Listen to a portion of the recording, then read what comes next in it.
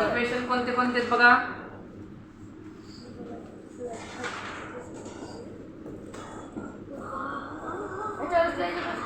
नाही तुम्हाला मी काल म्हणले नोटबुक आणा म्हणून. आता ह्याच्यातून इक्वेशन सॉल्व करणे म्हणजे ह्याच्यातल्या व्हेरिएबलची व्हॅल्यू काढायची असते. काय करायची असते? व्हेरिएबलची व्हॅल्यू. आता ह्याच्यातलं व्हेरिएबल कोणतं आहे सर्वांनी सांगा. व्हेरिएबल कोणतं आहे?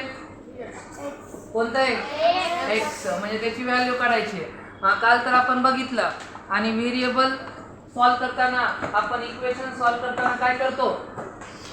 Plus minus into division.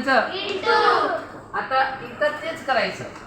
मग मला सांगा प्लस मध्ये पहिलं कोण आहे आणि काय करायचं माहिती का? इकडे बघा.